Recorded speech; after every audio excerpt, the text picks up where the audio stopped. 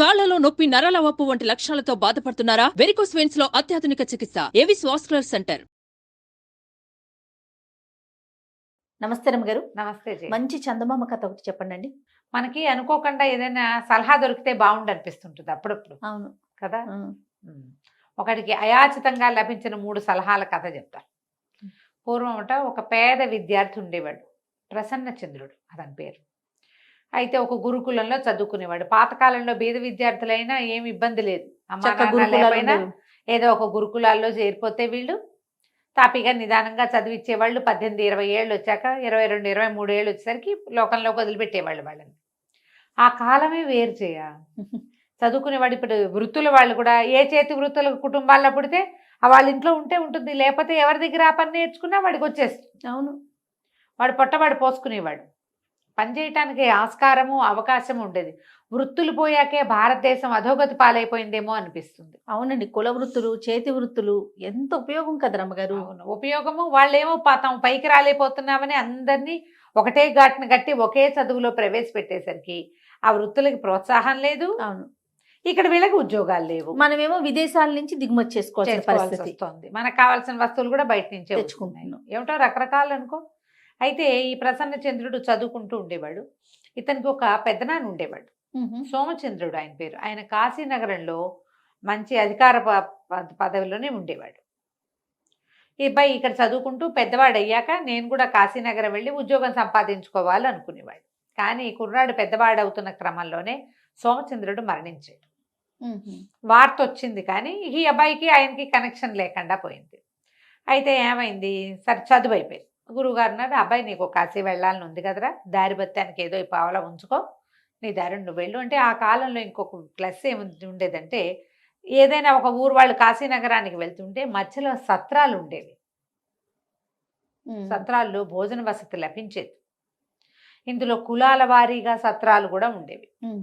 ఇప్పుడు కూడా మనకు కనిపిస్తుంటాయి చూడు. అయితే ఏమైంది, ఈ అబ్బాయి అలా వెళ్తూ వెళ్తూ నడుచుకు బయలుదేరేటప్పుడు ఏముంది, బళ్ళెక్కితే కొంచెం డబ్బు ఖర్చు, లేకపోతే కాలినడకన నలుగురు పోతుంటే వాళ్ళతో పాటు నడిచి వెళ్ళిపోవటమే. ఈ వెళ్తూ వెళ్తూ వెళ్తూ ఒక గ్రామంలో ఆగాడు.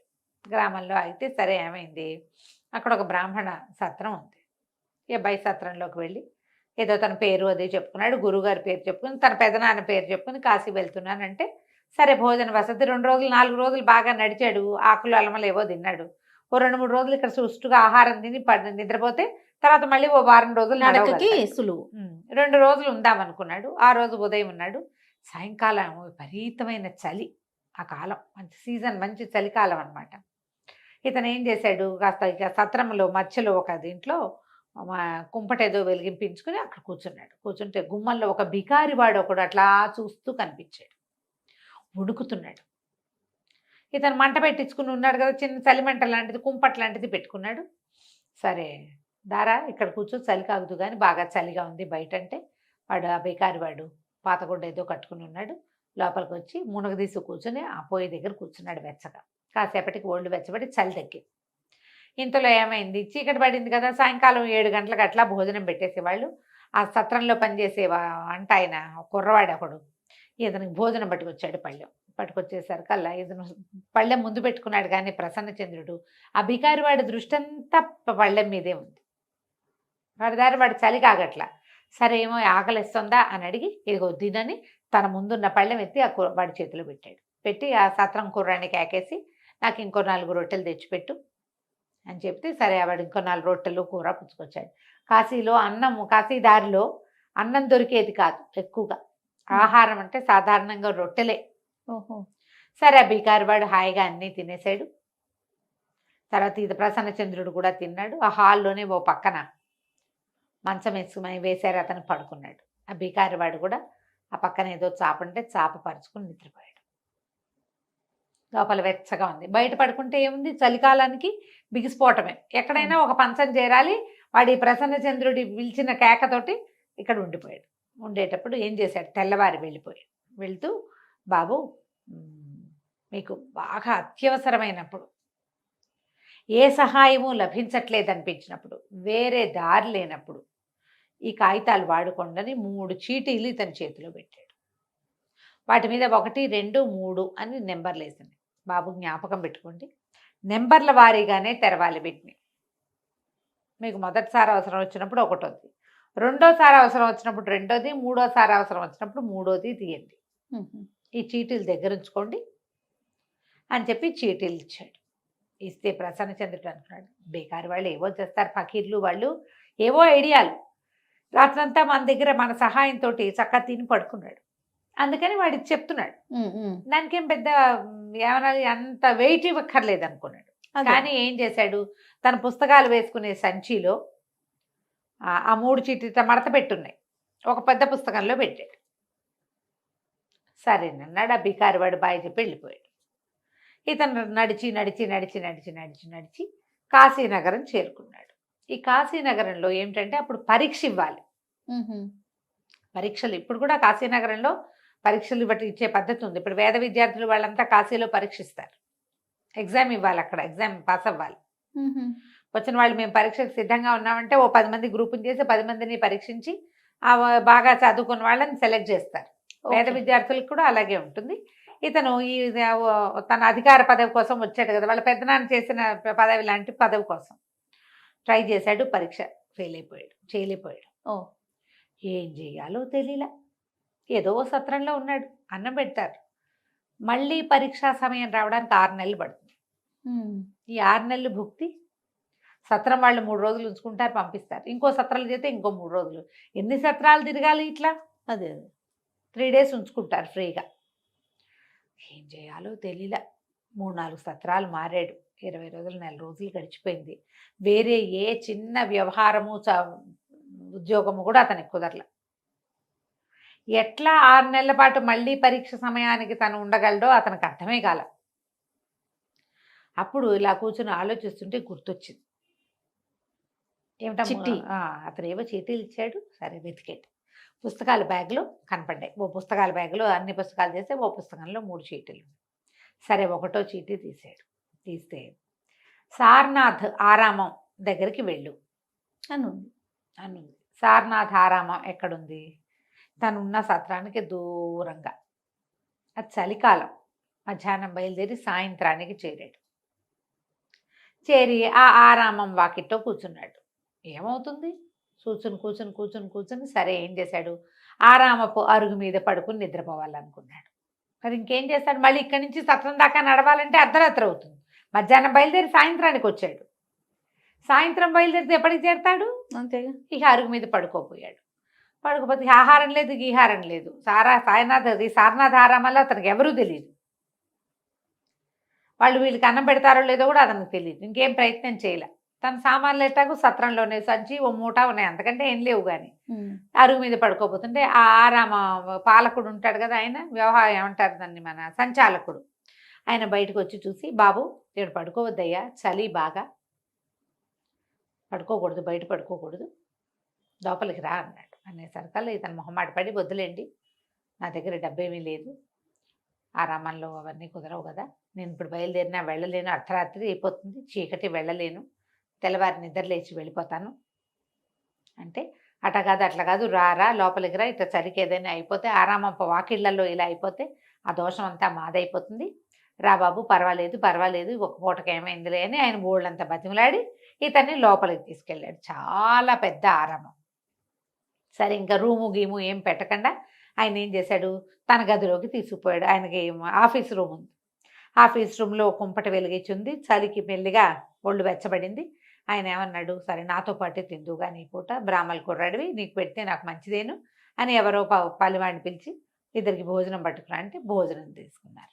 ఇద్దరు తిన్నారు. తిన్న తర్వాత ఏ ఊరు ఏమిటి ఏది కథాకమేషు కనుక్కున్నాడు. నా పేరు ప్రసన్నచంద్రుడు, ఫలానా ఊరు మాది, మా పెద్దనాన్న ఇక్కడే ఉండేవారు, ఆయన పేరు సోమచంద్రుడు, 5-6 సంవత్సరాల నాడు కాలం చేశారు, ఆయన ఉంటే నాకు బాగుండేది, నేను పరీక్ష ఇవ్వాలని వచ్చాను, పరీక్ష ఇచ్చామన్న పరీక్ష అవ్వాల, చదువుకుంటున్నాను, మళ్ళీ పరీక్ష ఇవ్వడానికి ఉన్నాను అనేసరికి ఆయన ఆశ్చర్యపోయి, సోమచంద్రుడా, ఫలానా ఆయనేనా, ఫలానా గోత్రమేనా, ఫలానా ఇంటి పేరేనా, కాశీలో ఏం ఉద్యోగం చేసేవారు అన్నీ కనుక్కొని భలేవాడు పోయి, సోమచంద్రుడు నాకు చాలా కావాల్సిన వాడు, చాలా బాగా తెలుసు నాకు, సారనాథ్ ఆరామానికి ఆయన దీన్ని ప్రతిష్ట అవి జరిగినప్పుడు ఆయన బోల్డ్ అంత విరాళం ఇచ్చాడు, ఇటువైపు వచ్చినప్పుడు రాత్రులు నాతోటే భోజనం చేసేవాడు, ఆయన హిమాలయాలకు వెళ్ళొస్తానని కొంత సొమ్ము నా దగ్గర దాచిపెట్టాడు. తిరిగి వచ్చే ప్రయాణంలో ఆయన మరణించాడు. 2000 రూపాయలు నా దగ్గర ఉన్నాయి ఆయనవి. ఆ కాలంలో 2000 అంటే ఇప్పుడు అబ్బా. కనీసం 2 కోట్లు అని చెప్పి భలే దొరికావు. ఆయన వారసుడు, ఆయనకి సంతానం లేదు, ఆడపిల్లలు ఉన్నారు, పెళ్ళిళ్ళు అయిపోయినాయి. వాళ్ళు ఎక్కడున్నారో కూడా ఈ ప్రసన్నచంద్రుడికి తెలియదు. ఇతను పుట్టేసరికి అతని అక్కయ్యలకి పెళ్ళిళ్ళు అయిపోయినాయి. దాంతో ఆయన అన్ని పోల్చుకుని రేపు ఉదయం వేళ నిన్ను ఒకసారి చూస్తానని ఉదయం వేళ చూసి ఆ ప్రసన్నచంద్రుడికి ఆయన సోమచంద్రుడి పోలికలు ఉన్నాయని గ్రహించుకుని మొత్తం అతని వివరాలన్నీ తీసుకుని అవన్నీ రాసి పెట్టుకుని 2000 రూపాయలు ఈ ప్రసన్నచంద్రుడికి ఇచ్చాడు ఆయన. అక్కడి నుంచి ఇతను కాశీలో చిన్న ఇల్లు కొనుక్కున్నాడు, ఏదో చిన్న వ్యాపారం లాంటిది ఏర్పరచుకున్నాడు. పరీక్ష ఇచ్చే ఉద్దేశం మాత్రం పోలేదు. ఇల్లు సెటిల్ అయిపోయాడు. అన్నీ సెటిల్ అయ్యి ఏదో చిన్న వ్యవహారం, చదువు స్టూడెంట్స్ని పెట్టుకుని పాఠాలు చెప్పుకునేవాడు, తను చదువుకునేవాడు, పాఠం చెప్పుకునేవాడు, డబ్బు కూడా వచ్చేది. మళ్ళీ పరీక్ష రాశాడు. రెండోసారి మళ్ళీ పరీక్ష ఇచ్చాడు. పరీక్ష ఫెయిల్ అయిపోయాడు. అర్థం కాలేదు. ఇంకొక అవకాశం, ఇంకొక 6 నెలలు గడిచింది. ఈసారి పరీక్ష దగ్గరికి వస్తుంటే ఇతని భయం వేయటం మొదలుపెట్టింది. అయితే ఏమనుకున్నాడు, ఒక్కసారి ఆ సలహాల చీటీ చూద్దామని చెప్పి తీసాడు. తీస్తే వారణాసి ఉత్తర ద్వారంలో దగ్గర ఉన్నటువంటి ఒక మిఠాయి దుకాణం ఒకటి ఉంది ఉత్తర ద్వారం దగ్గర. ఆ మిఠాయి దుకాణానికి వెళ్ళు అని ఉంది అందులో. నేను ఆశ్చర్యపోయాడు, ఏదో జరుగుతుంది అక్కడని వెళ్ళి ఆ మిఠాయి దుకాణానికి వెళ్ళాడు. అక్కడ ఏంటంటే పురమాయించాలి, ఫలానాది స్వీట్లు అవి కావాలి మాకంటే వాళ్ళు లోపల తెచ్చిస్తారు హోటల్ లాగానే.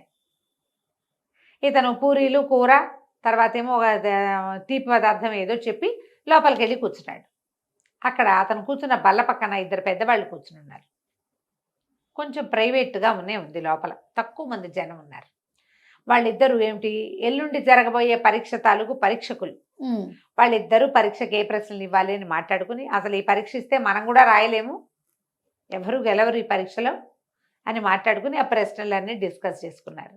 ఈయనన్నీ విని గుర్తుపెట్టుకుని ఆ ప్రశ్నలకు సమాధానాలు రాసుకుని క్షుణ్ణంగా చదువుకుని వెళ్ళాడు. మూడో రోజున పరీక్ష పెట్టారు. పరీక్ష చక్కగా రాసేసాడు. అడిగిన ప్రశ్నలకు సమాధానం చెప్పగలిగాడు. ఎన్నో కొన్నిటికి వాళ్ళు మాట్లాడిన ప్రశ్నలు ఇతనికి తెలుసు, మామూలుగా కొంత తెలుసు. తనకు తెలియని విషయాలు చదువుకున్నాడు. ఇంకేముంది, ఎగ్జామ్ సులువైపోయింది కదా, మరి పరీక్ష వచ్చేసింది. దాంతో పరీక్ష పాస్ అయిపోయి ఆయనకి ఈ విద్యాధికారి పదవి లభించింది. తర్వాత ప్రసన్నచంద్రుడు హాయిగా వివాహం చేసుకున్నాడు. బోళ్ళంత సంతానం కలిగింది, పెద్ద ఉద్యోగం, తన ఇంటిని పాఠశాలగా మార్చాడు. ఫ్రీ పాఠశాలగా ఉద్యోగం వచ్చింది కదా, ఇప్పుడు డబ్బులు తీసుకోవటం ఎందుకు, చక్కగా 2-3 ఉపాధ్యాయులను పెట్టుకుని బ్రహ్మాండమైన పాఠశాలగా మార్చి ఎంతో హాయిగా ఉన్నాడు. క్రమంగా ఏమైంది, చాలా కాలం గడిచాక కొడుకులకు కూడా వివాహాలయ్యి మనవాళ్ళు వాళ్ళు పుట్టారు. ఈయనకి 70వ పడిలో పడ్డాక ఏదో ఒక తీవ్రమైన అనారోగ్యం వచ్చింది. ఎంతమంది డాక్టర్లను చూసినా తగ్గటం అన్న మాట ఎత్తుకోవటంలా. ఈయనకేమనిపించింది, దీనికి సమాధానం 3వ సలహాలో ఉంటుంది అనుకున్నాడు. సరే ఏం చేశాడు, ఆ పుస్తకం వెతుక్కుని తీసాడు. 3వ దాంట్లో ఏముందంటే, మన వీలునామా సిద్ధం చేసుకో అని ఉంది. అంటే ఏమిటి అర్థం, వెళ్ళిపోతావు, నీకు ఇంకా లేదు అని. ఈయన ఏం చేశాడు, వెంటనే తన ఆస్తిపాస్తులంతా ఒక లిస్ట్ రాసి ఎవరెవరికి తను ఏమేమి ఇవ్వదలుచుకున్నాడో కాగితం రాసేసి ఆనందంగా మృత్యువుని ఆహ్వానించాడు. 2 సలహాలు విని జీవితాన్ని దిద్దుకున్నాడు. 3వ సలహాతోటి తన ప్రకారమే వెళ్ళి తను ఏం చేయాలి, తన తర్వాత ఏ కాన్ఫ్లిక్ట్స్ రాకుండా చక్కగా కుటుంబాన్ని క్లియర్ చేసేసి వెళ్ళిపోయాడు. కథ కంచికి మనం ఇంటికి. చాలా బాగున్నాయండి. నమస్తే. నమస్తే జయ. సుమన్ టీవీలో మీ పర్సనల్ అండ్ బిజినెస్ ప్రమోషన్స్ కోసం కింది నెంబర్కి కాంటాక్ట్ చేయండి.